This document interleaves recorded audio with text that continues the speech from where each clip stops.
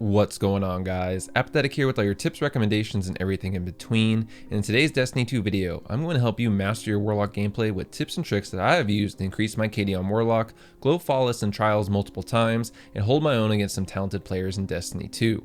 There are a couple of topics that I feel make the difference between great Warlock players and average Warlock players, and those topics include movement, rift usage, keybinds, playing to your subclass, and exotic choice. Understanding these topics for Warlock will give any old or new player a solid foundation when playing Warlock and set you up for success when it comes to mastering more specific aspects of this class. So if you like the way I play on Warlock and you're looking to add that to your own game, you're going to want to stick around. The last thing I'll add is that I also stream on Twitch, so make sure you use the link down below to drop a follow if you want to see more gameplay like this live. With that, let's get into it. Movement is an important factor no matter what class you play in Destiny 2, but specifically for Warlock, it's important to know that movement is king. I've often said that movement is the #1 defining factor that differentiates between a skilled player and a not so skilled player, and that rings true here. You could have the best aim in the world and have terrible movement, and you'll never reach your potential as a player. For Warlock, this starts with your jump of choice, and you shouldn't be using anything other than burst glide for PvP. This keeps the movement on Warlock more horizontal, since the burst you get from jumping will push you more forward than straight up in the air. Choosing burst glide is also vital for Warlock skating and Icarus dashing if you're using top tree Dawnblade. For those that don't know, Warlock skating is when you're sprinting, then jump into the air and essentially double press your jump button as you descend, quickly activating and deactivating your burst glide, giving you a nice boost of speed. Because it's giving you a forward boost, it allows you to build momentum to Warlock skate around the map, or give you extra momentum when using Icarus dash. Learning this basic move can change your perspective of Warlock movement, since you'll find you'll be able to move just as fast or even faster than other classes in the game. I prefer Warlock skating as my method of movement compared to other classes because it allows you to close the gap very quickly on opponents, since the burst glide pushes you in a straight line without needing to go very high off the ground. Compared to Titan or Hunter, where if you want to utilize your jump to move faster, you're often putting yourself in danger since you're going higher in the air. On Warlock, we should only be floating up higher in the air when we are floating above a door as either a last-ditch effort to survive or to get the jump on an unsuspecting opponent. This is one benefit of the Warlock jump, since you can stay suspended over our doorway for a decent amount of time. It gives us plenty of time to get our health back or float above a door, causing an enemy who is not paying attention to misread their radar. Overall, Warlock movement can take some practice to master, but once you build that muscle memory, Warlocks have some of the best movement in the game and can get around a map quickly with speed and ease. Our next topic may seem very basic, but it's probably one of the most misused and underrated abilities in Destiny 2, and that's our Warlock Rift. This Warlock class ability has tons of utilization in Destiny 2, but is often mistimed or not used to its fullest potential.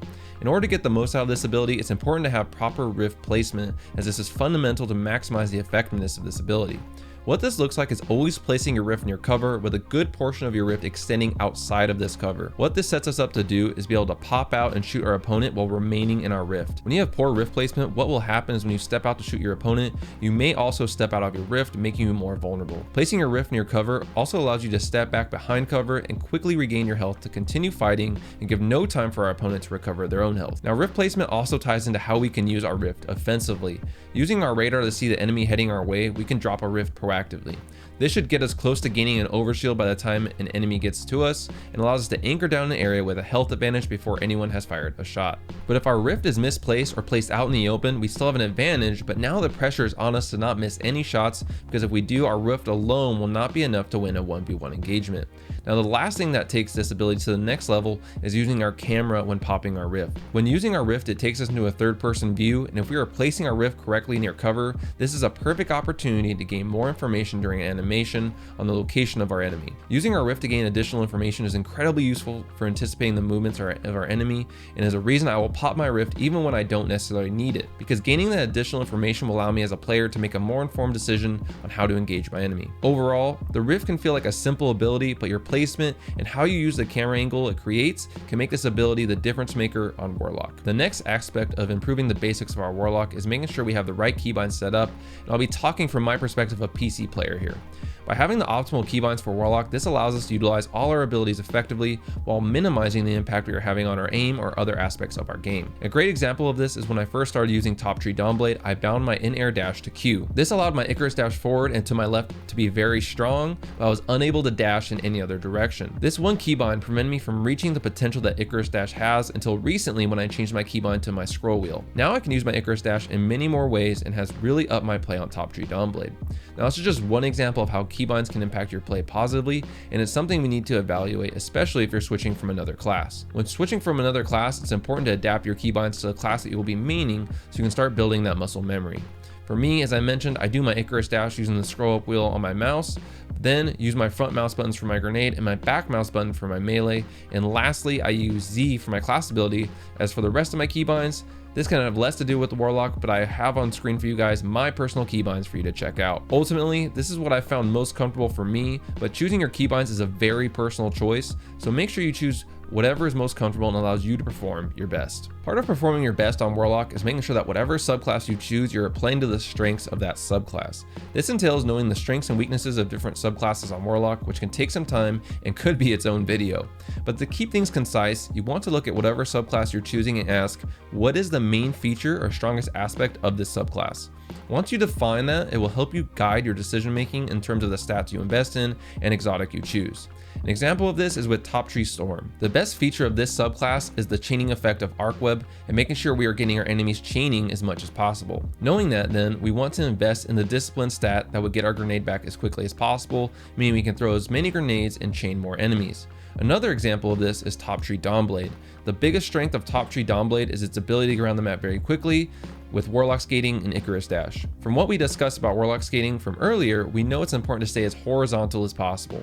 Knowing that, we do not want to be investing a ton in our mobility stat when playing this subclass, since mobility increases our movement speed, but more importantly, our jump height. Having a higher jump height plays directly into having a floatier jump and hurts our momentum when Warlock Skating or Icarus Dashing, since we are getting more air when we do our initial jump. Those stats on mobility would be better served in discipline to get our grenade back more often, or even strength so we can have Celestial Fire available more often. Now, playing to the strengths of a subclass does not only include stats and armor, but also includes your individual playstyle. If you're a more aggressive player and love to snipe, then Top Tree Dawnblade will be right up your alley.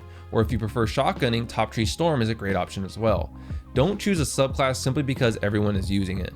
Analyze your own playstyle and decide how your own playstyle fits with the subclass you're considering. Now, this doesn't mean if a subclass does not fit your playstyle that it won't work, but you may not reap the full benefits of that particular subclass. All these little changes make a big difference in how efficient we can be on Warlock with a particular subclass. Make sure before you write off Warlock or a subclass on Warlock that you are playing to the strengths of that subclass and how it pairs with your playstyle. This idea of making choices based on what fits our playstyle continues with this next topic, which is our exotic of choice on Warlock. And there isn't a ton of options when it comes to PvP, but there are some exotics that do stand out for Warlock that transcend subclasses, and others that fit perfectly with a very specific subclass. One of those exotics is Transversive Steps, which in my opinion is the best all-around exotic for any subclass on Warlock, and a great place to start if you're new to the class. Transversive Steps provides a great boost to sprint speed and slide distance, and automatically reload our equipped weapon after a short time. This makes this exotic ideal for snipers and shotgun mains alike, since you can be constantly on the go and either getting away very quickly or closing the gap in no time with this exotic. But be aware, as using this exotic too much can make taking it off really throw off the feel of your Warlock. Another exotic I recommend specifically for Top Tree Dawnblade is Karnstein Armlets.